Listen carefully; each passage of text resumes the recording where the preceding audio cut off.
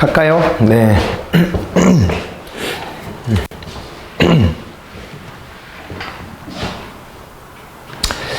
자, 지금부터는 이제 이어서 이 조직의 구조에 대해서 이야기를 좀 해볼게요. 조직의 구조. 조직의 이제 내부 구조를 보는 겁니다. 우리 앞서서 뭐를 공부했냐면, 이 조직과 관련해가지고요. 조직의 유형을 공부한 적이 있어요. 조직의 유형도 봤고, 그 다음에 이제 조직의 변수 같은 것도 공부해 본 바가 있어요. 기억나세요? 기억나시는 거죠? 조직의 이제 유형이다 그랬을 때에는, 거기에서는 이제 뭐 각가지 학자들이, 여러 학자들이 자기 나름의 기준을 가지고 조직의 이 전반적인 어떤 바깥에서 들여다봤을 때의 그 유형들을 세분화한 겁니다. 네, 그런 것들을 좀 했고, 그 다음에 조직의 변수다 그랬을 때는 기본 변수와 상황 변수 같은 것들을 열거하면서 그에 따라서 조직이 어떻게 여기에 대응해야 되는가, 조직은 어떤 특성을 갖는가, 이런 것들에 대해 가지고도 공부했어요. 근데 그 연장선상이라고도 볼 수 있는데, 지금부터는 뭘 보는 거냐면은 조직의 내부 구조입니다. 이제 내부 구조예요. 내부 구조가 어떻게 생겨먹었나를 보는 겁니다. 조직의 구조라고 하는데, 조직의 구조를 크게 두 가지로 나눠보자면, 하나는 기계적 구조이고요. 기계적 구조. 그리고 또 하나는 이제 유기적 구조가 됩니다. 유기적 구조. 기계적 구조다라고 하면 이거 자체가 이제 바로 이제 이게 관료제 형태다, 이렇게 보셔도 좋겠습니다. 기계적 구조는 이제 관료제예요. 관료제에서 보면 이게 이제 계층제가 있죠. 그리고 이제 분업화가 되어 있죠. 이러다 보니까 이게 마치 이제 기계 부품처럼 이렇게 쪼개져 가지고 요 안에서 쪼개져서 막 나눠져 있으니까 얘를 기계적 구조다라고 이제 이렇게 비유해서 설명을 하고 있는 겁니다. 이렇게 해가지고, 그죠? 이렇게 아주 세분화돼서 이렇게 나눠지잖아요. 그죠? 그래갖고 기계적 구조라는 표현을 쓰고 있고요. 근데 유기적 구조다라고 했을 때는 저기서 벗어나는 겁니다. 탈관료제가 됐다, 이렇게 보시면 돼요. 탈관료제. 그러니까 쉽게 떠올려 봤을 때 기계다 그랬을 때는요, 전체 없이도 부분이 존재할 수 있습니다. 말하자면 여러분들이 이제 이런 맥락에서 한번 정리해 보셔도 좋아요. 기계다 그랬을 때는 전체와 부분이 분리되는 것이 가능하다, 이렇게 보시면 됩니다. 그러니까 전체가 꼭 있어야만 부분이 살고, 전체가 없으면 부분이 죽고, 이렇게 하는 게 아니에요. 부분이 없다고 또 전체가 아예 깡그리째 망가진다, 이렇게 볼 수도 없어요. 여기는. 그러니까 기계라는 게 그렇잖아요. 부품은 부품대로 따로따로 존재할 수 있고, 그걸 또 모아놓으면 전체가 되는 것이고, 그냥 그런 거거든요. 그런데 여기에 있는 이 유기체, 유기적이다라고 할 때에는 유기체, 생명체를 말하는 것입니다. 이 자체가 생명체를 말하는 것이고, 이 생명체의 경우에는 어찌 되죠? 생명체의 경우에는 여기서는 있잖아요. 전체가 없으면, 전체 없이는 부분도 없고, 또 그 다음에 부분이 없으면 부분 없이는 전체도 없다, 이런 설명을 하거든요. 유기체다 그랬을 때는, 그러니까 사람의 몸을 놓고 보면은요, 지난 주말에도 나이 얼마 안 된, 요즘으로 따지면 너무 젊은 선배인데, 몇 년 선배인데 돌아가셨어. 그래가지고 상갓집을 갔다 왔는데, 이 돌아가신 게 암이 생겨서 그래요. 신장 쪽에 암이 왔다 그러더라고요. 그래가지고 발견을 너무 늦게 해가지고 뭐 손도 잘 못 써보고, 이식을 받으면 살 수 있다고 하는데 이식 받기가 쉽지 않으니까, 그래갖고 돌아가셨어요. 그런데 이게 사람이라는 게 그래. 다른 데가 다 멀쩡하고 건강해도 이 생명체는 어느 일부분이 이제 고장나 버리면, 그것이 재작동을 하지 않으면, 새로운 것을 갈아 끼는 기술을 우리가 기계처럼 비슷하게, 인간의 놀라운 능력치로 일부는 좀 만들어 놨지만, 망가지 쉽지가 않은 거예요. 그렇지 않나요? 목표는 있죠. 거기에 도달하겠다. 인간의 수명을 연장하기 위해서. 그래가지고 우리가 뭐 게놈 지도도 다 분석해 놓고, 옛날에 우리나라에서 그 시대 사기극이 벌어지기도 했는데, 황우석 박사 사건이라고.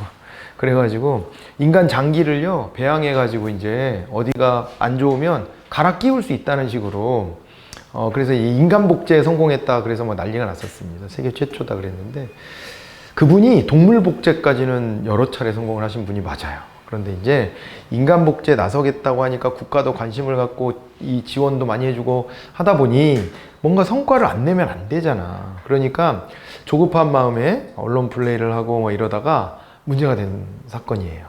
그래갖고 난리가 났었습니다. 근데 그게 벌써 20년 전인데 여전히도 인간 복제는 힘들다고 해요. 그리고 인간 복제 하는 게 맞나 싶기도 하고, 그 이후에 올 윤리적인 문제 같은 건 어떻게 해야 되나, 이런 것도 있거든요. 그래서 세계 최초로 우리가 한다면 이게 엄청나게 경제적 이익도 가져다 줄 것이다라고 생각해서 그때 우리가 되게 환호하고 그랬는데, 그 당시에도 천주교나 일부 종교계에서는 되게 반대했었어요. 인간의 생명을 가지고 이런 식으로 함부로 접근해서는 안 된다라는 이제 논리들이 있었습니다. 아무튼 말이요. 그 정도로 어려운 일이고요. 실제로 그래서 유기체는요, 일부분이 고장나면 전체도 없어요. 그리고 전체가 없이 일부분도 살아있을 수 없으니까. 그잖아요.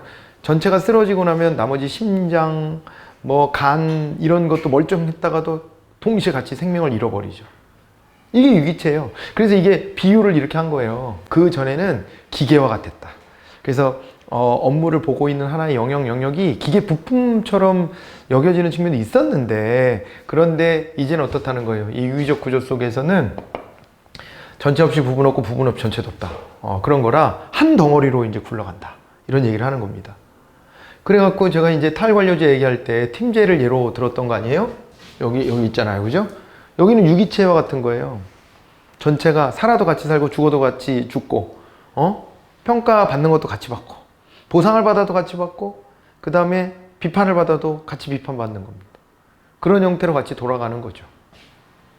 그렇게 놓고 보시면 돼요. 그래서 이와 관련해서 가장 이제 대표적으로 이와 연관된 이론을 정립해 준 게 누구냐면 데프트입니다. 데프트는 사실은 이 조정의 원리 얘기할 때 그때도 언급이 살짝 됐던 그런 이제 학자 분이신데, 이분이 이제 이렇게 이제 기계적 구조와 유기적 구조에 해당되는 여러 조직의 내부 구조의 유형을, 이거를 또 나름의 기준을 가지고 세분화해서 제시를 해줬었어요.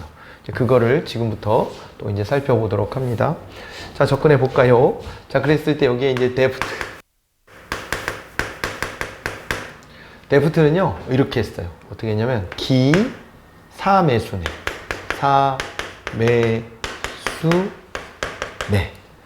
이렇게 해서 넓혀보면 5가지 정도 요 내부 구조의 유형을 구분했다. 이렇게 보시면 되겠습니다. 그래서 여기를 경계로 이렇게 잘라보면 위에는 관료제, 기계적 구조에 해당되고, 밑에 있는 애들은 이제 유기적 구조, 탈관료제에 해당한다. 이렇게 볼 수가 있습니다. 그래서 이게 맨 위가 이제 기가 뭐냐면 기능 구조거든요. 기능 구조인데, 기능 구조에 대해서 앞에서 살짝 언급했었던 바가 있어요. 그죠? 기능 구조가 뭐냐면 윌리엄슨 얘기할 때 유니타리, 단순 구조. 그게 사실상 여기에 해당된다 그렇게 말씀드렸던 건데, 얘는 어떻게 되는 거냐면 기능별로 다 나눈 거예요. 기능별로. 같은 기능들끼리 나눈 거라 조직 구조가 어떻게 되냐면 이렇게 관료제잖아요. 다시 피라미드 그려볼까요? 피라미드 형태에서 요게 이제 위에 우두머리가 있고 쭉 내려와서 기능별로 쪼개놓은 것이다. 이렇게 기능별로 쪼개놨더라 라고 봐두시면 됩니다. 기능별로 이렇게 쪼개놨더라, 이런 형태입니다. 기능별로. 그래서 예를 들면은 이게 뭐라 그랬어요? 여기가 생산부가 있고 생산부가 있는데 여긴 영업부도 있고 그 다음에 뭐 자재부도 있고 그 다음에 또 뭐 격리부 같은 거 인사부 얘기할까? 인사부, 격리부 뭐 이런 식으로 막 나눠진다는 거지. 예를 든 겁니다. 저런 식으로 막 쪼개지는 거예요. 그러다 보니까 여기는요 기능 중심으로 모아놓다 보니까 가장 중요한 장점은 뭐냐면요 효율성이 올라간다는 거예요. 효율성을 극대화할 수 있다 이렇게 볼 수 있습니다. 왜냐하면은 기능들을 한꺼번에 모아놨기 때문에 그 안에서 나름의 규모의 경제 같은 게 생기는 거예요. 규모의 경제. 규모의 경제라고 하는 건 뭐냐면 한꺼번에 모아놓으면 단가가 떨어지는 거지. 그죠? 규모의 경제도 벌어지고 그 다음에 이제 그 관련된 어떤 그 기술 같은 거 있잖아요. 예, 그런 것들도 많이 축적되고 공유되고 하는 것이죠. 그러니까 기술이나 각종 운영 기법 같은 것들이 기법 노하우 같은 게 축적되고 공유되고 할 수 있기 때문에 여러 측면에서 효율성이 올라갈 수 있다라고 봐야 돼요, 이거는. 네. 그러긴 한데 단점은 뭐가 있냐면요. 단점은요. 여기 이제 하위 조직 간의 갈등도 올라간다는 게 문제예요. 이게 하위 조직 간의 갈등도 커지게 된다라고 하는 게 문제라고요. 그러니까 요 안에서 보면은 얘네들끼리 이렇게 나름 경쟁심이 생기는 거예요. 하위 조직 간 갈등이 커지고 그 다음에 이제 내부성 같은 게 생기는 거죠. 내부성. 이런 것들이 이제 커지면서 문제점을 야기하곤 하는 겁니다. 그리고 이게 그냥 그대로 관료제 형태이기 때문에 새로운 어떤 변화에 대해서 신축성 같은 것도 좀 떨어지고 하는 문제점들도 있는데 거기까지 다 안 쓸게요. 예, 관료제의 특성하고 같다 그랬으니까 그걸 떠올려 보시면 됩니다. 그런데 여기에 이제 사업 구조는 어떻게 가는 거냐면요. 사업 구조다. 이렇게 가면 이 형태는요. 이렇게 나눠져요. 자, 여기에서 일단은 이게 생산물 A, 생산물 B 이렇게 나눠지는 겁니다. 그래가지고 요 밑에 별도로 아까 요 기능들 있잖아요. 그 기능들을 쪼개어서 넣어주는 셈이에요. 이렇게. 이 기능들을 쪼개어서 넣어주는 셈이 된다. 되죠? 이해되죠? 이렇게 쪼개서 넣어주는 셈이 돼요. 그러니까 여기 큰 덩어리로 이렇게 모여있던 것을 짜게 준 거야, 지금. 일부는 여기로, 일부는 여기로. 생산물 단위별로 쪼개 넣어줬다. 그러니까 이 생산물 단위로 쪼갰다는 게 매우 중요한 겁니다, 이렇게. 이렇게 쪼개버리면, 그럼 어떻게 되냐면요. 이제 하위 조직 간의 갈등이 사라집니다. 하위 조직 간의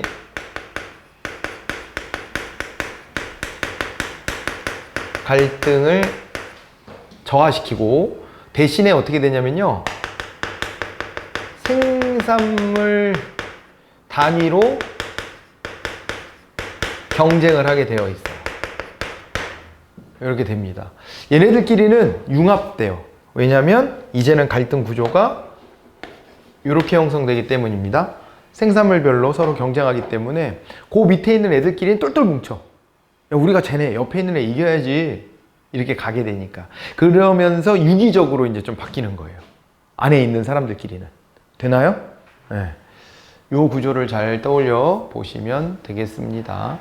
하지만 이제 이것은 집약적으로 이렇게 되어 있을 때, 하지만 여기 이제 규모의 경제 같은 게 위에서 올 수 있다 그랬잖아요. 규모의 경제 같은 것들이 좀 떨어지기 때문에 효율성이 좀 떨어질 수 있다. 효율성이 좀 떨어질 수 있다. 이렇게 정리를 하실 수가 있겠습니다. 됐죠? 네, 이렇게 해서 기능 구조와 사업 구조를 좀 비교를 해놓고요. 매트릭스 구조라는 게 이제 세 번째로 나와요. 매트릭스 구조. 매트릭스면은 뭐 수열 뭐 이런 거 아니야? 행렬? 그런 거 아니야? 행렬? 그러니까 이 매트릭스 구조다라고 하면 얘가 이제 이 두 개를 합친 거예요. 얘는 기능 구조의 성격과 플러스 사업 구조의 성격이 그대로 합쳐졌다. 이렇게 봐두시면 됩니다. 그러니까 이중 구조예요. 이중 구조. 네, 이렇게 해서 이중 구조를 띄게 되는데 어떻게 가냐면 여기가요. 이렇게 이제 말씀드려 볼게요.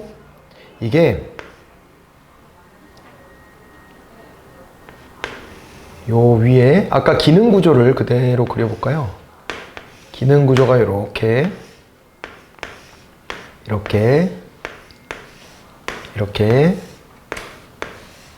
돼 있잖아요. 기능 구조가. 그죠? 근데 사업 구조를요, 이렇게 돌려서 여기다 결합시켰다고 한번 생각해 보세요. 그러면 이렇게 내려가서 여기서 또다시 이렇게 해가지고 생산물 A, 생산물 B 이렇게 나누면 되잖아요. 그렇게 하면은 따다다다다다다다다다다다다 이렇게 이렇게 하면 이중 구조가 되는 거예요. 맞아요? 이중 구조가 되잖아. 그래서 이렇게 했을 때 가장 큰 특징 중에 하나는 명령의 흐름이 두 가지 형태로 이렇게 간다는 거예요. 되나? 이거 뭔지? 그래갖고 얘가 이중 구조의 형격이 돼서 기능 구조와 사업 구조의 장점을 결합하겠다라는 목표인데 잘못하면 단점만 두 개가 다 같이 나타날 수도 있어요. 그래서 이것은 이중의 명령 구조를 갖는다는 게 가장 큰 특징이고요. 그래서 이게 어디에 적합하냐면 대사관 같은 데 있죠. 그 다음에 이제 지사 같은데 이런 데에 좀 이제 적합하다 이렇게 보시면 돼요. 이게 큰 사례입니다. 이중 명령 구조를 갖기 때문에 장점만 나타날 수 있지만 단점만 나타날 수도 있어. 자식이 태어날 때도 왜 우리 유전학 공부하다 보면 우성인자끼리 모이는 경우도 있잖아. 아빠의 우성인자, 엄마의 우성인자 모이는 경우도 있지만 아빠의 열성인자와 엄마의 열성인자가 만날 수 있어. 그잖아요. 그럴 수도 있는 것처럼 얘도 이 두 개의 구조에 장점들이 모여질 수도 있지만 단점들이 더 부각될 수도 있다. 좀 우려는 됩니다만은 이런 데에서는 그래도 해봄직하다. 대사관 같은 데를 한번 떠올려 보세요. 여러분 영화에 그거 보신 적 있죠? 뭐지? 유승환 감독 거 뭐야? 소말리아 내전 다뤘던 거. 제목이 뭐지? 네 글자인데? 모가디슈. 모가디슈 보셨어요? 안 보셨어요? 모가디슈를 보면 거기에 그런 장면이 나와요. 거기에 대사가 김윤석 배우가 거기 대사인데 거기에 조인성 배우 있죠. 조인성 배우가 거기에 국정원 직원. 예, 그때로 보면은 이제 안기부였겠지 이름이. 예, 그때가 이제 80년대 말 뭐 이랬을 때였으니까 안기부 직원이에요. 안기부 직원으로 파견 나온 거예요. 그 지역에. 그래서 이제 대북 그 정보 같은 거 이런 것들을 다 수집해가 그러는 겁니다. 그러면 거기서 조인성을 잘 떠올려 봐야 돼. 조인성이요. 여기다 보고합니다. 어디다 보고하냐면 우리 정부 조직 안에서 보면 어디예요? 국정원. 지금식으로 따졌을 때 국정원이니까 이 정보부에다가 보고를 하는 거예요. 그 정보부의 지시 명령을 받아. 그래서 거기가 이제 중립국처럼 북한 대사관도 있고 하니까 북한이 여기서 무슨 활동을 하는지 이런 거를 첩보를 만들어서 여기다 보고하고 그런 일을 하는 거예요. 그런 일을 하고 다니는 건데 그런데 여기에 쭉 넣어보면 대사의 명령 지시도 받아야 돼요. 자기가 거기 파견되어 갔을 때 거기에서의 일단 기본적인 우두머리는 그 대사야, 대사. 대사의 지시도 받아야 되는 거예요. 왜냐하면 대사는 종합적인 판단을 해야 됩니다. 그 나라에 우리나라 대사관을 설치해 놓은 이유가 외교관계를 맺고 대사관을 설치해 놓은 이유가 대북 정보를 얻기 위함만은 아닐 거 아니에요. 뭐 다양한 어떤 그 교류 협력이 있어야 되는데 그거에 대해서 조인성처럼 정보부 소속인 사람은 그것만 관심 있잖아. 근데 대사는 종합적으로 이 두루두루 다 살펴야 되는 입장이 있는 거지. 그러니까는 이 안에서 어떤 활동을 할 때에도 대사가 명령 지시하는 것도 신경을 안 쓸 수가 없는 거예요. 그러니까 이럴 때는 이중 구조가 딱 맞지 않아요? 이중 구조로 갈 수밖에 없지 않나? 그럴 때 우리가 매트릭스 구조를 현실 속에서 찾아볼 수 있다는 얘기입니다, 이게. 근데 거기서 보면 조인성이 대사 말을 그래도 고분고분 듣진 않아. 고분고분 듣진 않고 그러는데 그 대사가 뒤에서 아이 저놈의 자식 그냥 이런 것도 나와. 그러니까 이제 그럴 수밖에 없는 애매한 구조입니다. 사실은 애매한 구조. 그렇게 보시면 돼요. 이런 것도 있었어요. 비슷하게 흥미로운 사례가 하나가 파키스탄 사람이었나 그랬던 것 같은데, 파키스탄 사람. 이 사람이 우리나라에 와서 결혼을 했어. 결혼을 해가지고 우리나라 여자랑 결혼해가지고 우리나라 국적을 금방 땄습니다. 쉽게 땄는데 따고 난 다음에 어떻게 됐냐? 따고 난 다음에 이혼을 했어. 이혼을 하고 우리나라에서 사업을 해. 사업을 하는데 자기 본국으로 간 적이 있는데 갔더니 그 작은아버지였나? 작은아버지가 돌아가셨다는 거예요. 그 작은아버지가 돌아가셔서 거기 딸이 있는데 사촌 아닙니까? 사촌인데 야 네가 좀 책임져라 이렇게 했다는 거야. 그래서 자기 본국으로 돌아갔을 때 결혼을 합니다. 거기서 다시 재혼을 한 거지. 사촌 동생하고 재혼하고 임신까지 했어. 근데 이 사람은 한국에서 사업하고 있어서 우리나라로 돌아왔어. 그래가지고 이제 초청하는 거야. 우리나라에 살으려고. 응? 그런데 우리나라에서 그거 받아줄 수 있나? 그래서 여기에 파키스탄 대사관에 법무부 직원도 나가 있거든. 법무부 직원. 법무부가 출입국 관리를 하잖아요. 그래갖고 이제 비자 심사를 하는데 무슨 목적으로 한국에 가려고 하느냐 이렇게 했더니 되게 순순히 좋게 다 술술술 얘기하는 거예요. 자기네는 그게 문제가 될 게 하나도 없거든. 사촌끼리 결혼하는 것도 풍습이니까. 그리고 아버지를 일찍 잃었으니까 젊은 나이에 먹고 살기도 빠듯하니까 그러니까는 이제 내가 사촌 오빠랑 마침 결혼을 해가지고 애까지 이렇게 임신했고 한국에 가서 행복하게 살고 싶다 이 얘기를 한 거야. 그런데 우리나라에서는 어때요? 우리나라 법적으로는 사촌 간의 결혼이 안 됩니다. 팔촌까지 안 됩니다. 혼인의 한계가 있어요. 예전에는 동성동본 금혼제도가 있었지. 아버지 쪽으로만 같은 성과 본을 가진 사람끼리 결혼할 수가 없었어. 제 아버지와 어머니가 똑같이 전주이시였거든요.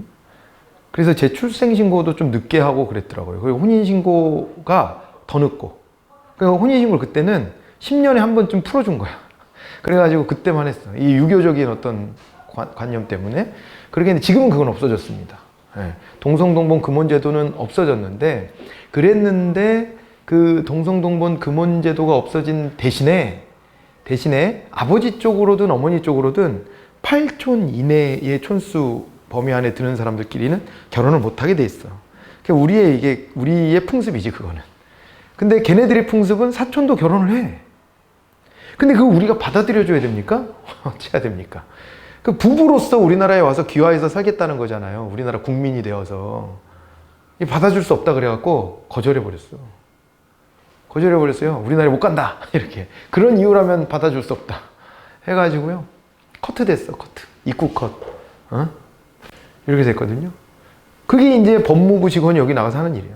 그게 뭐냐면 우리나라 법무부의 출입국의 기준인 거지. 그거를 명령받아서 하는 거예요. 거기 있는 직원은. 그런데 이런 게 어떻게 보면 양국 간에는 갈등의 소지가 있는 거거든요. 그러니까 그 나라의 문화도 좀 존중해줘라 라고 요구할 수도 있는 거잖아. 근데 우리는 아니 우리나라에 가서 우리나라 국적을 취득하고 살라고 한다면 그러면은 우리나라 국법을 따라야 된다 라고 하는 입장이 있는 거지. 그럴 때 여기 대사는 그런 걸 조율하는 사람이거든. 어떻게 해야 되나 방침을. 근데 아무튼 본국의 법무부의 입장이 번복이 안 돼가지고 아마 안 됐던 걸로 기억이 나거든요. 그래갖고 국가인권위원회에다가도 제소하고 막 그랬는데 쉬운 문제는 아니에요. 국가인권위원회에서 그 다음에 허용했다는 기사를 못 봤으니까 아마 잘 안 된 것 같기도 해. 그 범위에 대해서는. 그런 걸 떠올려 보시면 되고, 기업 입장에서 지사하고의 관계를 놓고 보면 어때요? 본사의 명령을 받으면서도 지사의 명령도 받는, 지사장의 명령도 받는 파견 직원 같은 경우가 있을 수 있잖아요. 그런 경우도 이렇게 이제 매트릭스 구조로 갈 수 있겠구나, 이렇게 떠올려 보시면 되겠습니다. 흥미롭죠, 이건. 그래서 요 전부 다 시험에 돌아가면서 나올 수 있는 애들이니까 여러분들이 그거를 염두에서 보셔야 돼요. 그리고 여기 이제 수평 구조라고 이제 이름 붙인 게 있는데, 얘는 그냥 있잖아요. 팀제입니다. 팀제. 우리가 앞에서 봤던 팀제 형태가 되니까 이렇게 그려드렸죠, 제가. 팀제.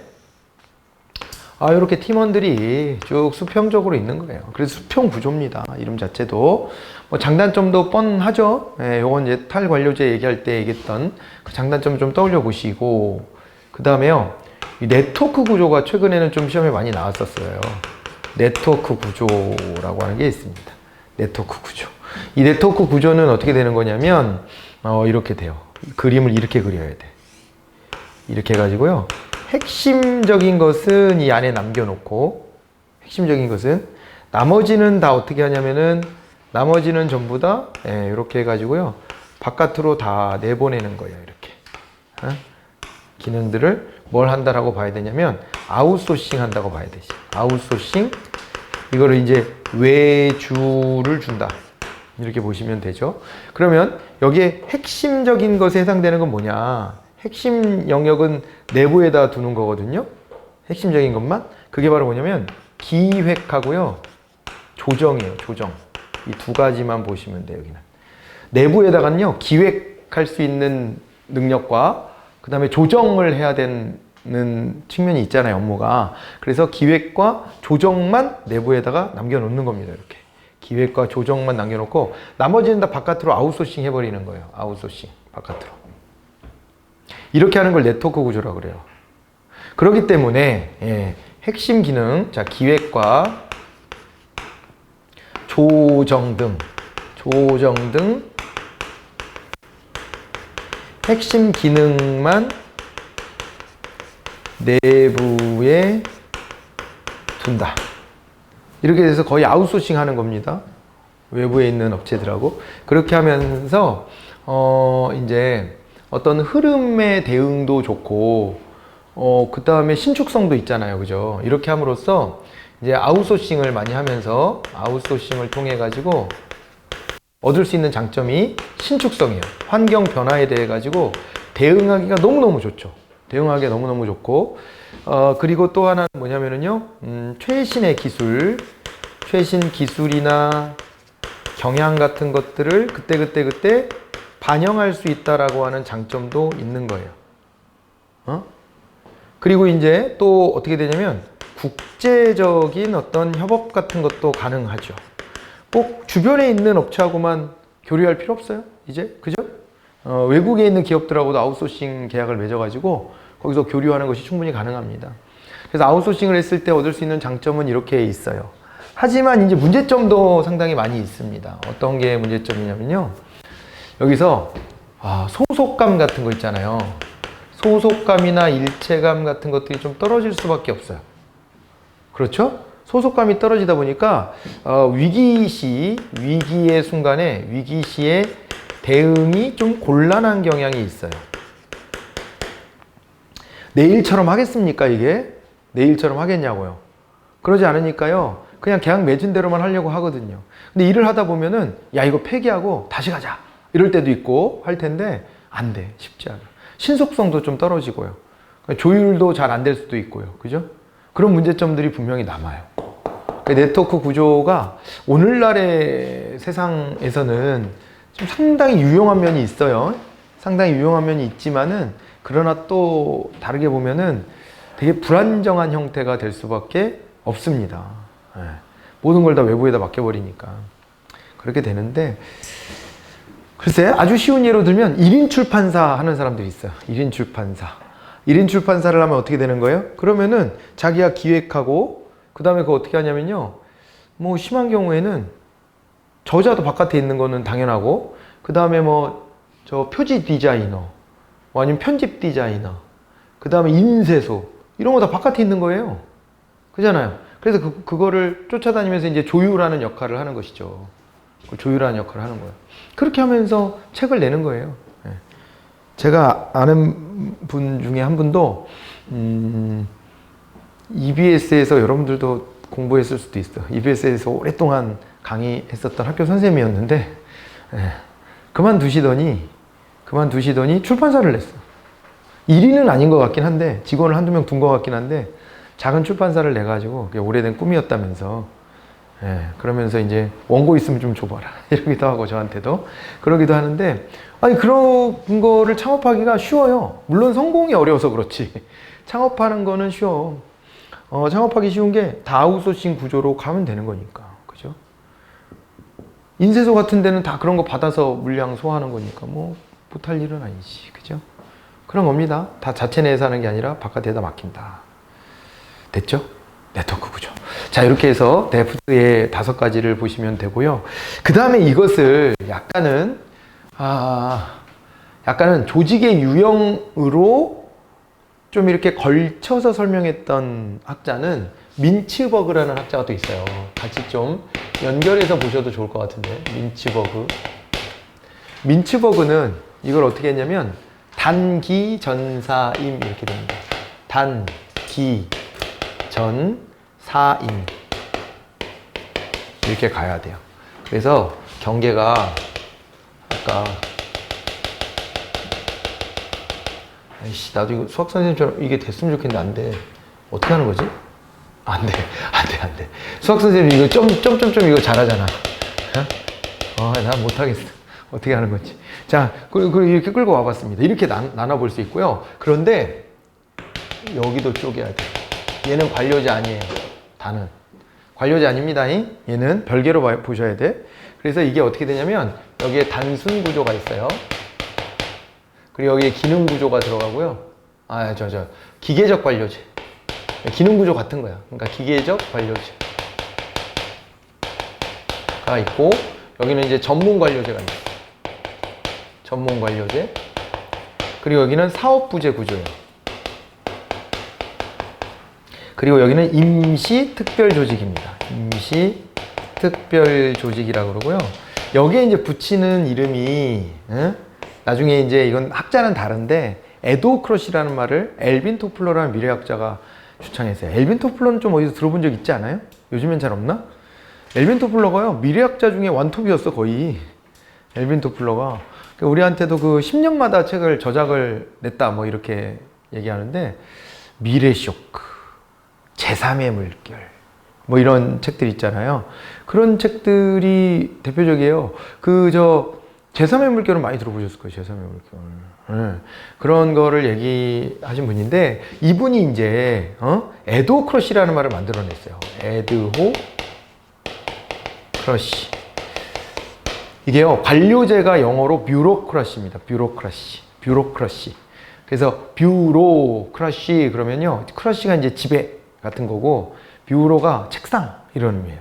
그래서 책상에 앉아가지고 통치한다. 거의 뭐 그런 개념이었는데, 이거를 갖다가 에도크러시라 그래서, 에도는 임시 이런 말이거든요.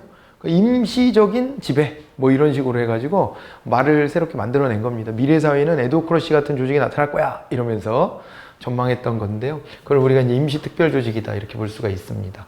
그 단순 구조 같은 경우에는요, 자, 요거는 이제 초기 기업 형태가 돼요. 여기는 이제 초기의 조직입니다. 조직의 초기. 그래서 소규모의 조직이다 이렇게 보시면 됩니다.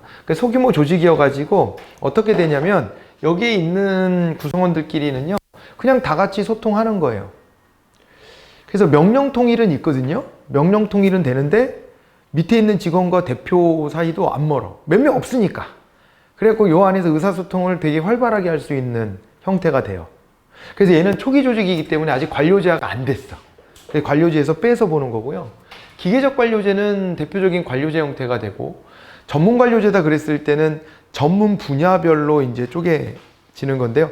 사람의 전문성까지도 이제 전제해서, 그래서 여기에 힘이 많이 실리는 거예요. 왜? 여기 구성원들이 전문성을 갖추게 되면 전문적 권력이 형성된다 그랬잖아요. 이제 그런 게 많이 이제 여기선 만들어져 있는 상태 정도가 되는 거예요. 이해될까요? 그래서 이제 기계적 관료제는 컨베이어 벨트 같은 걸 떠올려 보면 되는 건데, 여기서는 나름의 전문성으로 이렇게 또 분화가 되는 거지. 그렇게 되면 전문 관료제 이렇게 얘기하고, 사업 부재 구조는 여기 사업 구조 얘기했던 거랑 똑같은 거예요. 그렇게 되고, 그 다음에 이제 임시 특별 조직이다 그러면요, 완전히 그 아래에 있는 애들처럼 모였다 흩어졌다. 아까 이제 수평구조 팀제 얘기할 때 아메바형 조직까지도 얘기했었잖아요. 그런 식으로 모였다 흩어졌다 할 수 있는 게 임시 특별 조직입니다. 그래서 이 임시 특별 조직의 대표적인 것으로 좀 꼽아보자면, 여기에 있잖아요. 이런 것들이 있습니다. 임시특별조직에서 보시면 어떤 애들이 있냐면 우리가 이제 프로젝트 팀 이런 거 들어본 적 있죠? 데프트가 조정기제 얘기할 때 수평적 조정기제 말하면서 거기에서 프로젝트 팀이나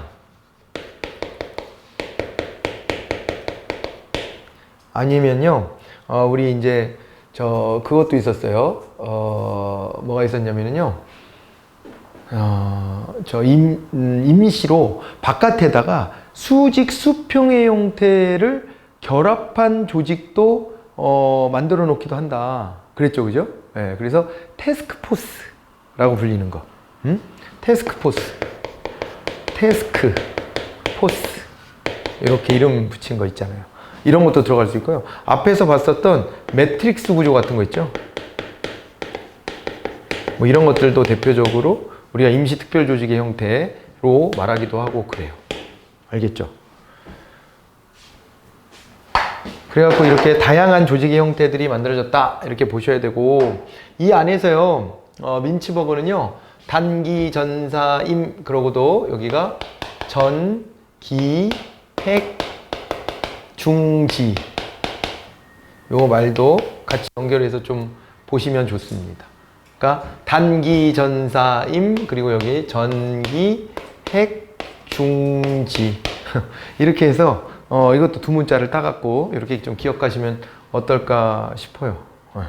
이게 뭐냐면 조직에서 그러면 어느 단위가 조직 내부에서 어느 단위가 중심이 돼야 되냐 뭐 이런 거거든요. 그래갖고 이렇게 관료제 형태가 있을 때 관료제 안에서 여기가 전략적 정점이죠.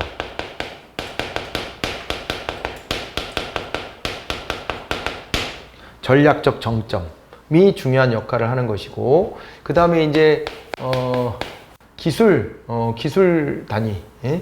기술 단위가 여기가 옆에서 이제 중요한 역할을 하기도 하고, 그 다음에 핵심 전문 인력들이 있어요. 핵심층이 있어요. 핵심층이 여기에 들어가고요. 그 다음에 여기는 중간 개선이 중요한 역할을 하는 경우도 있고요. 그 다음에 또 G는 뭐냐면요, 지원 참모라 그래요. 옆에서 이렇게 영향을 주는 지원 참모도 있어요. 그러니까 이게 보면은요 가장 중요한 역할을 하는 게 뭐냐, 단순 구조에서는 소규모 조직에서 리더가 끌고 가는 힘이 제일 중요한 거고요. 기계적 관료제다 그랬을 때는요 기술을 중심으로 우리가 이 중요한 영향력을 갖게 된다 이런 얘기를 하고, 전문 관료제로 가면은 전문화된 이 핵심 영역을 담당하는 이 전문가들이 요 역할들을 여기 보면 이제 고객들하고 직접 만나는 층이잖아요.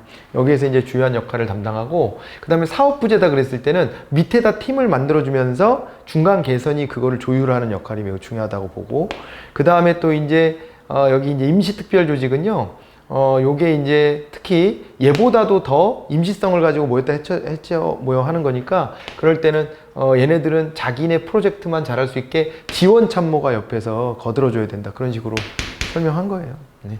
그래서 여기까지를 일단 정리를 해놓고 우리 이제 교재로 들어가 보도록 하겠습니다. 자, 이 조직구조의 유형의 변화 그래가지고 기계적 구조와 유기적 구조가 나왔고, 데프트의 조직구조 유형 그래서 기삼의 순회 이렇게 나왔죠. 5가지가.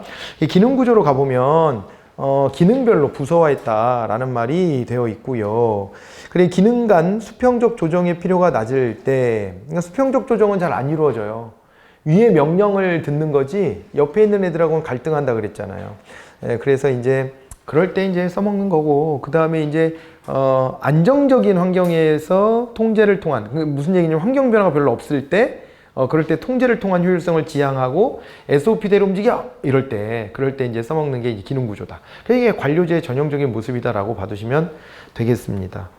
그래갖고 부서가 동일 기능의 전문가들로 다 모여져 있기 때문에 이게 전문 지식도 올리고 기술도 올리고 이걸 공유하고 할 수 있게 만드는데 굉장히 좋고, 그 다음에 부서 내의 구성원들끼리의 응집성은 굉장히 강할 수 있다라고 하는 것이고요. 그 다음에 영업부는 한 덩어리, 그리고 또 자재부도 한 덩어리 이렇게 놓으면 그게 2개, 3개로 쪼개져 있는 것보다는 어떻다 그랬습니까? 요게 중복과 낭비를 막고, 그래서 이제 그걸 바탕으로 해가지고 뭐냐면은 이제 이렇게 해가지고 이제 규모의 경제 이런 걸 실현할 수 있다 그랬고, 각 기능부서의 관리자가 구성원에 대한 감독을 하기도 용이하다 이렇게 되어 있습니다. 근데 단점은 자기들끼리 옆으로 수평적으로 소통이 잘 안 되기 때문에 그 갈등이 너무 커진다. 협력도 잘 안 된다. 이런 얘기고요. 그리고 이제 위에서 명령 지시한 것을 밑에 따르니까 위에 있는 사람의 업무 과부하 이런 것들도 있을 수 있고, 그리고 또 이제 전체 업무의 성과에 대해서는 책임 소재를 규명하기 어렵고, 쪼개져 있는 일에 대해서는 성과가 안 나면 그거는 그 개인의 책임을 묻기는 쉬워요. 그런 것들이 있다라고 보시면 되고, 근데 조직 구성원들은 내가 일부 뭐 이제 기계 부품처럼 다뤄지는구나라는 생각이 들 수 있기 때문에, 그렇기 때문에 어떻게 됩니까? 조직원들에게 반복적 일상적 업무를 요구하게 되어서 동기부여가 곤란하다 그런 얘기 있죠, 그죠? 그런 게 있고, 전체적인 균형을 갖춘 관리자 육성이 곤란하다. 그러니까 시야가 전반적으로 좀 넓은 이런 이제 일반 행정가라 그러거든요, 그걸. 그런데 그 일반 행정가를 육성하기가 매우 곤란하다. 그러니까 너무 이게 아까 훈련된 무능하고 비슷한 거예요. 일반 행정가는 전체를 두루두루 살필 줄 아는 능력을 가진 사람이고요. 반대말이 전문 행정가예요. 전문 행정가는 하나의 주어진 역할은 잘하는 겁니다. 그러니까 이게 분업화가 되어 있는 속에서 하나의 주어진 역할은 잘하겠지만 전체적인 시야를 잘 가지지 못하는 이런 형태가 되는 거예요. 자, 그리고 이제 사업 구조로 가보겠습니다. 사업 구조는 거기 봐봐요. 이렇게 돼 있죠. 동그라미 기억에. 각 사업 부서는 한 제품이나 서비스를 제공하는 데 필요한 기능들이 부서 내에 배치됐다. 이렇게 돼 있죠. 그래서 이게 생산물별로 쪼개가지고 그 안에다가 딱 배치해 놓는 거예요. 그러다 보니까 이 장점은 이게 사업 부서 내에 모든 기능이 다 있으니까 자기네 생산물 중심으로 해서 환경 변화에 신축적으로 대응할 수 있다. 그리고 이제 그러다 보니까 품질 개선 같은 거에 앞장서 가지고 고객 만족 같은 거를 끌어내기도 상당히 유리하고, 그 생산물에 대한 성과 책임을 고스란히 자기네들이 지는 거니까 책임 소재도 좀 더 분명해진다 라고 하는 얘기도 있고, 그 다음에 자기네들이 으쌰으쌰 해서 수평적으로 조정을 하기도 좋아지고 해서 그런 건 장점이에요. 그렇지만은 이게 아까도 봤다시피 우리가 기능들을 막 생산물별로 다 쪼개놔야 되잖아. 그러다 보니까 효율성이 좀 떨어진다 라고 하는 거, 그런 얘기를 하고 있고요. 그럼 기술 발전 같은 거에서도 서로 같은 일을 하는 사람들이 여기저기로 흐트러져 있다 보니까 그게 한꺼번에 모여지질 못해요. 그래서 이제 기술이 집약되고 서로 공유되는 것에서 또 단점을 보이기도 합니다. 그리고 내부에서는 잘 이게 소통이 잘 되지만 생산물별로는 갈등이 또 커지잖아요. 그런 걸 또 단점으로 얘기하기도 하고 그렇게 한 겁니다. 됐죠? 네, 이렇게 읽어보시면 되겠고, 매트릭스 구조로 가보면은 여기는 어떻게 되냐면요, 이 두 가지를 합쳤다 그런 얘기들이 있을 거예요. 두 가지를 합치게 됐고, 그리고 보시면은 매트릭스 구조가 필요한 상황 같은 게 밑에 있습니다. 그래서 아까 뭐 사례 한 두어 가지 말씀드린 거 중심으로 이해하시면 되고요.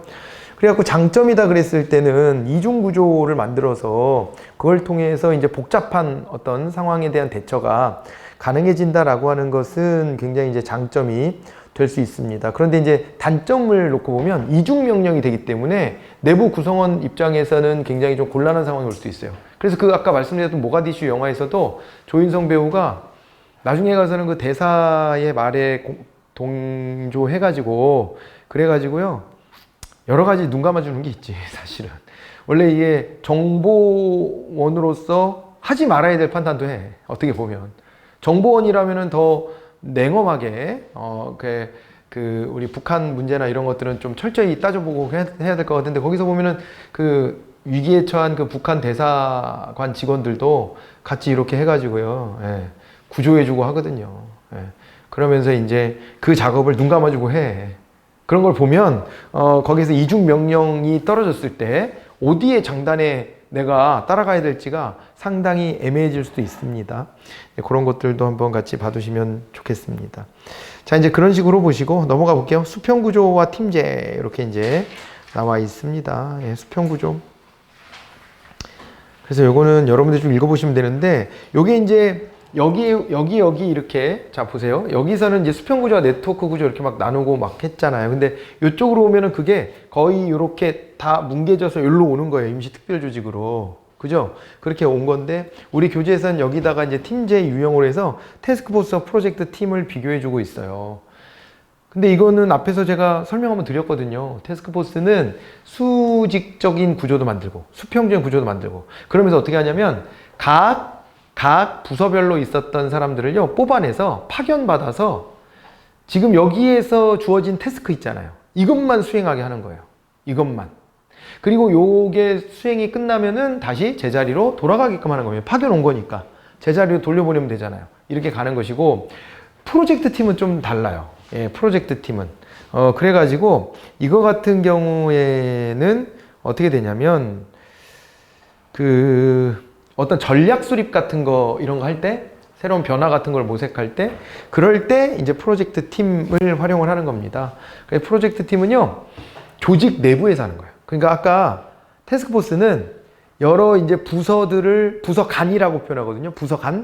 부서간의 조율을 위해서 각 부서에 있었던 직원을 파견받는 형태가 되는 거고 프로젝트 팀은 한 부서 내에서 원래 자기가 하던 일도 하면서 동시에 거기에서 프로젝트 팀에도 들어가서 그 일까지도 하는 거예요. 그리고 이제 이거 어떤 게 더 장기적이냐를 놓고 봤을 때는 이거는 학자 간의 견해가 대립은 되는데 여기 우리 교재에 나와 있는 것처럼 태스크포스는 임시사업단으로 구분하고 그 다음에 이제 프로젝트 팀은 연구사업단이라고 써놨잖아요. 이런 기준으로 보면 프로젝트 팀이 훨씬 더 장기적이지. 그러니까 어떤 특정한 사안을 두고 계속 변화에 대응해 나가는 거. 예, 그러려고 만들어진 팀 이렇게 봐주시면 됩니다. 근데 이게 견해가 갈려요. 아무튼 오히려 프로젝트 팀이 단순하게 자기네들한테 주어진 것을 내부 팀으로 해결하고 그러고 난 다음에 했다가 나중에 필요하면 또 모이고 이러는 거 아니야? 라고 보는 견해도 있고 그러니까 그거는 현실에서는 두 가지 모습이 다 있는 거지 원래는. 근데 이제 우리 교재에 나와 있는 내용으로 기준해서 보면 오히려 이거는 프로젝트 팀은요 이렇게 계속 살려놓고 있다가 어쩔 때는 크게 거기서 활성화시켜서 일을 많이 하고 어쩔 때는 그냥 명맥만 유지하다가 또 어쩔 땐 또 일을 많이 하고 이렇게 가면 영구적인 거 아니야? 이렇게 보는 거죠. 이게 오히려 내부에서 그 일을 누군가가 그 팀원들이 돼가지고 도맡아 한다 이렇게 보시면 되는 거예요. 그렇게 비교하면서요 그 표 있죠. 표로 비교하고 있는 걸 한번 봐보세요. 그래갖고 태스크포스는 수평 조직이고 프로젝트 팀은 태스크포스에 비해서 수직적 계층적 조직이다. 이것도 견해가 좀 엇갈리는 거예요. 제가 말씀드렸던 거랑 좀 반대로 돼 있죠. 반대로 돼 있는데 이게 그러니까 뭘 보고 연구했느냐에 따라 달라. 이게 미국의 학자들 간에 대립이 있는 거예요. 그걸 이제 어떤 걸 기준으로 따왔느냐에 따라서 교재마다 다르게 써 있을 거예요, 이게. 그렇게 돼 있는 건데 사실은 태스크포스가 오히려 별도로 떨어져 나간 조직이기 때문에 수직 조직도 있어야만 해요. 그러니까 각 부서에서 사람들을 받아온 거잖아. 그런데 거기 위아래가 아예 없으면 어떡해. 근데 프로젝트 팀은요 원래 위아래가 있는 속에서 그 위아래를 좀 완화시켜 주려고 하는 거거든요. 그래서 별도의 팀을 구성한 거야. 그래서 여기는 원래 수직적인 계층적인 것도 있었어 라고 봐서 프로젝트 팀이 태스크포스에 비해서 수직적 계층적 조직이다 라고 우리 교재는 설명하고 있는 거예요. 아시겠죠? 그래서 이거는 학자 간의 견해 대립이 있다 정도로 좀 이해를 하세요. 그런데 제가 이제 설명해 드리는 방향으로 같이 좀 공감하면서 따라가시면 어떨까 싶어. 그러니까 존속 기간도 이게 반대로 나와 있는 이론도 있어요. 그래서 이거는 사실은 현실에서는 조금 다양할 수 있겠구나라고 봐두시면 되고요. 네, 그렇게 봐두시고 그렇게 하시면 되겠네. 그거 정도는 그런데 이거가 잘못 나왔구나. 잠깐만.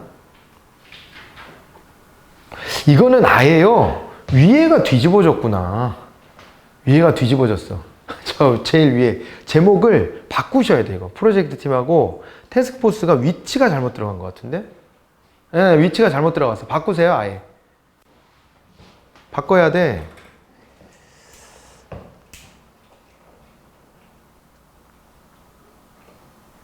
이 표로만 놓고 보면 그래요. 왜냐하면 태스크포스가 법적 근거가 또 필요하거든요.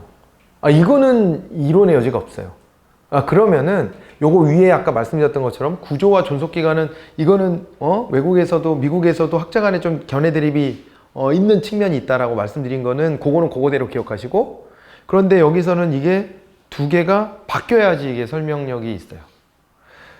다시 한번요. 법적 근거가요. 태스크포스는 법적 근거가 있어야 되고 프로젝트 팀 법적 근거가 없어요. 왜냐면 부서 내에서 하는 거니까. 근데 부서 간의 요 관계에서는 법적 근거가 있어야지 파견을 받을 수 있습니다. 그리고 그 밑에도 보니까 부서 내, 부서 간 이랬을 때 그 특징에도 여기 오른편이 부서 간이라고 했잖아요. 그죠? 그래서 이거는 편집상 오류 같은데 위에 태스크포스하고 프로젝트 팀을 바꾸셔야 돼. 그렇게 해서 공부해 놓으세요. 그러시면 됩니다. 알겠죠? 그렇게 정리하시고, 그 다음에 팀제 장단점 있는데 한번 읽어보시고, 그리고 네트워크 구조가 좀 시험에 많이 나왔다 했는데, 이 네트워크 구조는 환경의 유동성과 정보통신기술의 발전 같은 것들을 전제합니다. 그렇기 때문에 네트워크로 묶일 수 있으니까, 그러니까 국제적인 협업도 가능하다, 제가 그런 말씀을 드렸던 거예요. 그렇게 되는 건데, 이게 이제 그러다 보니까 이제 장단점 같은 것들이 아주 분명해진다 라고 보셔야 되는 거예요. 그죠? 그렇게 될 텐데, 여기 이제 넘어가서 보시면 되겠네요. 동그라미 6번에 효용이 있고 동그라미 7번에 한계가 있습니다. 그걸 가지고 읽어보면서 보시면 되는데, 여기 아까 적어드렸던 거 있잖아요. 그 맥락에서 접근하시면 돼요. 거의. 가장 이제 중요한 거는 어쨌거나 이게 환경에 대한 신축적 대응이라고 하는 게 이게 제일 중요한 겁니다, 사실은. 그렇게 해가지고, 요게 이제 그 속에서 이제, 하는 일이, 내부 구성원들의 하는 일이 기획과 조정이니까 직무 동기와 사기는 증진돼요. 자기가 기획을 하는 사람이 되면 동기가 올라갑니다. 더 흥미롭고, 자기가 하고 싶은 거를 구현해 볼 수도 있고, 그런 거가 되는데, 그리고 시공간상의 제약 극복도 아까 말씀드렸어요. 그런데 이제 한계는 뭐냐면은요, 외부에 아웃소싱 준 기업하고 공동 목표 설정이 어려워요. 걔네들은 그냥 계약 관계로 돈 받고 그냥 내가 요구한 거를 실현해 주는 것이지, 그러지 뭐, 그거 이상의 역할을 하지 않으려고 할 겁니다. 그러다 보니까 통합성 떨어지죠? 서비스의 안정적 공급도 곤란해질 수가 있죠. 그렇게 되고, 감시 및 조정 비용도 늘어날 수밖에 없어요. 우리가 원하는 대로 해줘라 이렇게 요구해야 되니까. 그러잖아요. 외부에다 디자인 같은 거 맡겨보면요, 갈등 상황이 많아요. 외부에다 디자인 맡길 때 일단은 가격적인 것도 이해가 안 되는 것도 많아.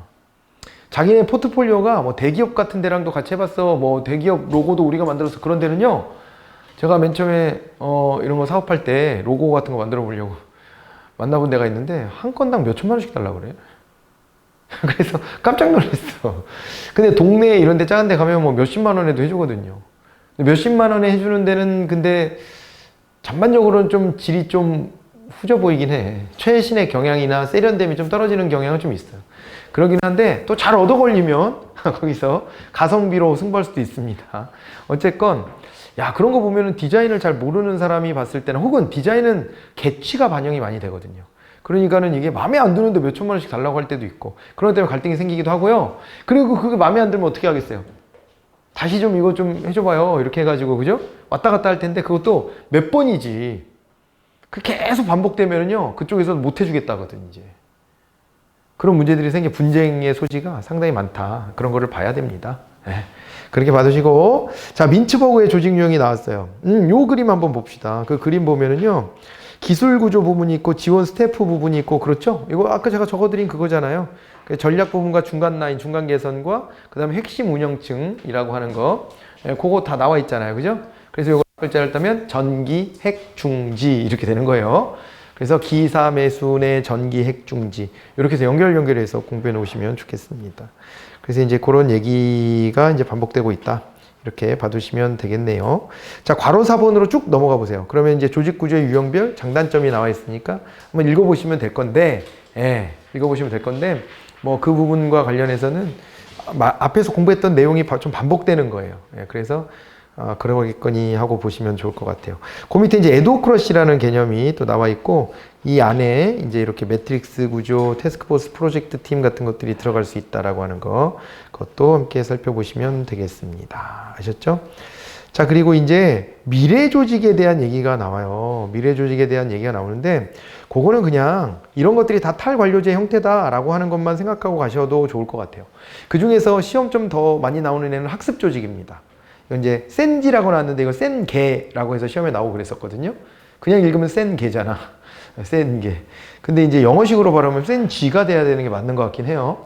어쨌건 이 센개가 5가지 훈련법도 얘기하고 그랬는데, 그 전에 그 개념을 한번 볼게요. 개념을 보면은 일단은요, 개방체제라는 말이 나와 있어요. 개방체제. 개방체제는 환경에 대해서 고려한다는 얘기고요. 환경 변화가 있고, 그렇다면은 어떻게 돼야 되냐면, 이 조직도요. 조직도 환경 변화가 있는데, 조직이라고 한들, 애시당초부터 솔루션을 다 가지고 있을 수는 없지 않겠나? 이렇게 보는 거예요. 조직도 뭔가 시행착오를 거치면서 학습해 나가야 되는 거 아니야? 환경이 이렇게 달라지는데? 이런 생각을 하는 겁니다. 그래서 나온 게 학습 조직이에요. 해가지고요, 요게 시행착오적 학습을 한다는 걸 좀 중요하게 봐야 되고요. 그 학습은 조직 자체는 사람은 아니잖아요. 그래서 그 구성원들이 자기가 형성한 경험치, 노하우 이런 것들을요, 그런 걸 우리가 암묵지라 그러거든요. 암묵적 지식. 앞에서 공부한 바 있죠. 암묵적 지식을 쏟아내서 그걸 가지고 어떻게 하냐면 형식지로 만들어주는 거예요. 그래갖고 사람들하고 공유하는 거지. 그러면은 우리 조직 자체가 학습하는 효과가 생긴다. 이렇게 보는 게 학습 조직입니다. 그거를 위해서 센개는요, 시스템적 사고를 하고 전문적 소양을 갖추고 사고의 틀을 만들고 공동의 비전을 형성하면서 팀 학습을 해야 된다. 이런 얘기를 했어요. 간혹 시험에 나올 때가 있으니까 이 5가지 봐두시고, 최근에는 시험 나온 적이 거의 없긴 해요. 과거에 좀 여러 번 나온 적이 있으니까 봐두시고, 그리고 이제 여기에 동그라미 2번 다음 페이지로 가보시면 구성원 및 문화 측면으로 놓고 봤을 때 구성원들은 스스로가 자기 발전지향적인 사람들이야. 그래야지 남이 준 것도 받아 먹어요. 그잖아요? 그러면서 조직 자체가 이제 좀 더 학습을 이루게 되는 것인데, 거기 보면 시행착오적 학습이란 말 나와 있죠. 그죠? 네, 시행착오적 학습. 반복적으로 자꾸 실패 경험담도 같이 공유하면서 시행착오를 거치면서 학습해 나가는 것이다. 이렇게 봐두시면 되겠습니다. 자, 그러고 넘어가 보면은 이제 다양한 미래 조직이라 그랬는데, 그냥 지나가셔도 될 것 같은데. 삼엽 조직 같은 게 시험에 나온 적이 있어요. 삼엽 조직은요, 그러니까 인력을 신축적으로 배치하기 위해서, 가운데 이제 일단은 핵심 직원들을 정규직으로 뽑아두고, 그 다음에 또 뭐가 있냐면요, 계약직 노동자들을 또 두고, 그 다음에 아예 그냥 그때그때 임시로 잠깐 쓰는 노동자들도 두는 거예요. 이거를 삼엽조직이라고 합니다. 저런 데 알바 가보신 적 있어요? 그 물류센터 같은데? 그런 데에 보면은 뭐 마켓컬리나 이런 데도 그렇게 운영하는 것 같던데, 일단은 거기 핵심 직원들이 있겠죠? 있는 거고, 계약직 노동자도 있는 것 같고, 그 다음에 단기 알바들을 많이 모아. 단기 알바들 많이 모아서 막 버스 운영해 가면서 새벽에 와가지고 일해라. 이렇게 하면서 많이 모으더라고요. 그런 거를 하는 게 일종의 삼엽 조직일 수 있고요. 그러니까 클로바가 이파리가 3개잖아. 삼엽이야. 3개의 형태로 노동자들의 구성을 달리한다. 이렇게 보시면 됩니다. 클로바. 네잎클로바가 희한한 거잖아요. 세잎클로바가 기본이잖아, 원래. 그래갖고 요거 이제 클로버형 조직이다, 삼엽 조직이다 하는 것이고, 그 다음에 지나가 보시면은 이게요, 후기 기업가 조직이 또 시험에 나온 적이 있어요. 후기 기업가 조직 해가지고 요거는 뭐 하는 거냐면, 관료제는 덩어리가 커가지고 환경 변화에 좀 둔감하다 그랬는데, 아니야, 조직이 커도 환경 변화에 민첩하게 대응할 수 있는 방법이 있을 거야. 이걸 연구한 거예요. 그래서 제가 웃자고 하는 얘기인데, 졸라 빠른 코끼리 정도로 떠올리시면 돼. 이게 원래 코끼리는 둔하잖아. 그래서 관료제가 환경 변화에 잘 못 쫓아간다라고 했던 건데, 이거를 갖다가요, 이걸 갖다가 지금 이제 빠른 코끼리 정도로 비유를 하는 거예요. 빠른 코끼리, 변화에 대응하는 코끼리, 그런 게 있고 그렇습니다. 그리고 저 맨 밑에 가보면 공동조직이라고 있죠. 정부가 핵심 기능만을 수행하고 주변 기능은 다른 조직에 위임해서 수행하는 간소화된 조직이다. 이런 말도 있습니다. 그런 정도 좀 보시면 되겠습니다. 그래서 아무튼 이렇게 특이한 이름 나오면 다 탈관료제 이렇게 생각하고 오시면 되고, 그래서 그 특징이 크게 안 달라. 되게 비슷비슷해. 강조 포인트가 조금씩은 차이가 있지만 거의 비슷비슷하다 이렇게 봐두시면 되겠습니다. 이제 다음 시간에는요, 우리나라의 행정조직으로 가보면 되겠어요. 많이 왔습니다. 잠깐 끊어서 또 가보도록 하죠. 수고하셨습니다.